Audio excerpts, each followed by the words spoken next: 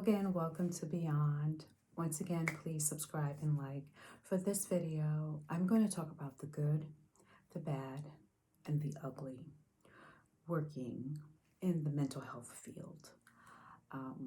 Population, again, I always say select the population that you're going to enjoy.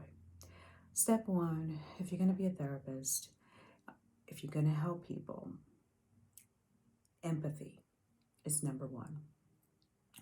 And people think, oh, of course, you're going to have empathy, you're going to have compassion. But believe it or not, if you're in this field for a little bit, your tank is going to go low at times. So I want to talk about how to help people at the same time, having a balance so you don't get burned out. It's important to know the population that you want to work with.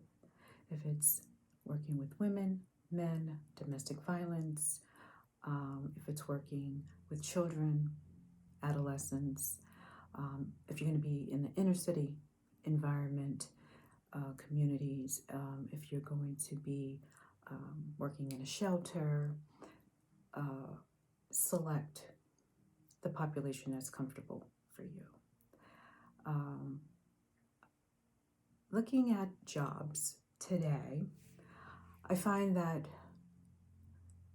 the salary is it decreases, and we are living in inflation. There's a lot of work to do as a therapist. There's a lot of documentation to do.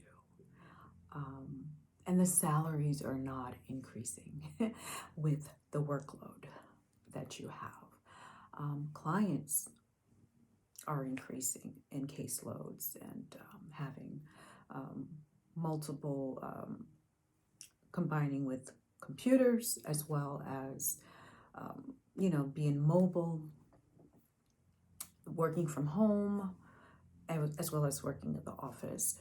So flexibility is key. When you're looking for jobs, again, look at the salary. I always look at like Glassdoor. I look at reviews, and I believe those reviews. I believe the good and the bad and the ugly. I've experienced a lot working for nonprofit, working private, and what I find is individuals that have their license, they work privately, having their own individual clientele, but they also work for nonprofit. They also work for like community programs to do therapy, okay? And why is because income level. You need steady income when it comes to working in mental health. Nonprofit is going to be a steady income, and then your private practice is going to be the additionals. And you need both because, again, mental health therapists, case management, social workers, we don't make a lot of money. So you really have to juggle. You really have to be on top of your game and, working those hours and working under contracts. That's also, a drag. So I wanted to just have a discussion, comments about your experiences as well. Again, I find it sometimes competitive when you work in nonprofit with multiple therapists, for example. I mean, we are given clientele, but you just see like competition sometimes that I've experienced with other therapists. I am a very independent individual. I am helpful, and I also am open to receiving. If you know something, I'm listening. If I know something, I'm giving it. So not everyone is like that in therapy.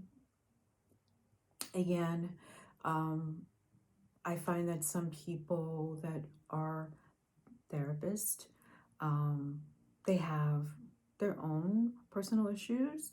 Um, I find my experience is I find a lot of people that's also in therapy, and they are doing therapy as well. And there's nothing wrong with that at all. But sometimes there's an overlap. Sometimes I've experienced coworkers that's burned out. And burnout is no joke. You know, that's the ugly part of it. Having a lot of clientele, not organizing. Organizing is the key. And having a supportive company that you work for is the key as well. There's a lot of burnout at this job, at positions of therapy. Um, I kind of maneuver by, when I first started, I worked with adults, and then I had branched off to working with adolescents. Um, and then I worked with the homeless. So I always wanted to work with multiple population to get the true experience of therapy as well as case management, social services, and combining. And with that experience, you know, I've learned a lot, I've experienced a lot, and it helped me not to get burned out. Um, you know, the textbook tells us as a therapist the burnout, you know, what it looks like. And really, when you experience it, you think you know, and you just keep working, but then it hits you like, wow, it's just too much on your plate. So I wanted to talk about coping skills. I'm really big on coping skills, self-care, taking care of yourself. As a therapist, one of the things that's so hard for us is to get help from other people. So the good is that, yes, we help other people.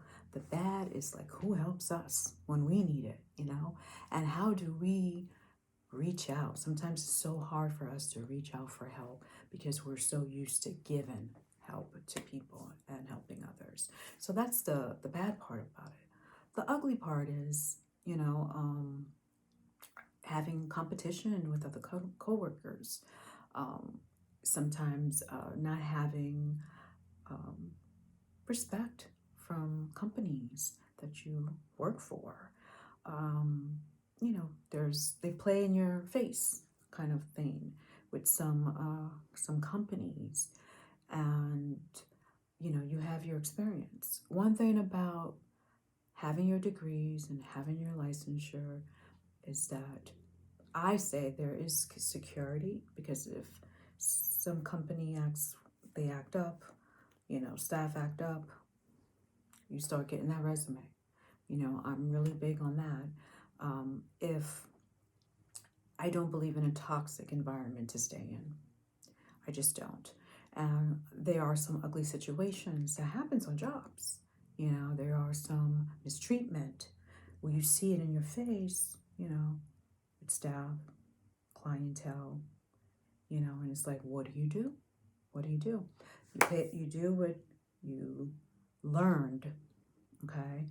And again, empathy is everything. Um, Having true empathy and compassion, using your coping skills, is going to prevent you from being burned out, and doing the right thing so that you can sleep at night. That's the big thing for me, is just doing the right thing. And you know, when you work at these jobs and you're working with coworkers, you know, I've seen videos and it's like 101, you should know not everyone here is going to be your friend at your job. They're not going to be. And you're here to do your job, to help others in counseling. I say to heal from whatever the wounds that they might have, and to provide tools. You're not here to be best friends. I mean, we're adults here. This is not high school. You know, here to help, earn a living, and then keep it moving. So I think it's basic knowing that, okay, if you're lucky to have friends at the job, which is great. Keep them. If they work for you, keep them. But definitely, be smart about what you do. Be smart with your work. Documentation is everything. And just being on top of your organization skills, that's going to help you to get through. So I just wanted to drop a video on the good, bad, and ugly. For the next video, I want to talk a little bit about case management, social services, my past experience, and the best jobs, really, job searching, especially if you just have your license, and you're looking at, the best place to work. Searching for work is very different today. It's very competitive, but sometimes it's like, are they really hiring people? Or is this, position, if you see a position for a long time, there's something going on with that position. So I wanted to talk a little bit for the next video about the proper jobs to really seek after, to know the fake jobs, because there is a such thing as, they call it ghost jobs. Believe it or not, today we have ghost jobs, and you have some positions that is just there to show like, yeah, they're hiring people when they're really not. So I saw that on other videos, and it's a very true thing. So I want to talk about that too. But most importantly, I want to hear from my viewers your experiences working in mental health, social services, case management, peer support. I just want to hear from everyone, so that we can vent and talk about these things, because I know it's not just me have experiences, everyone else has had, and I want us to share so we can relate. In the field, we vent with other people, we vent, talk about, what we experience with our family, but I feel like sometimes no one understands what we really go through and experience, but someone who else is a therapist or someone who is a social worker, we're going to get it, we're going to share. So I really want us to have some positive comments, talk about the good and bad and ugly experiences that you have, because I'm sharing it with you. Again, thank you. Please like and share, subscribe. I need some more subscribers.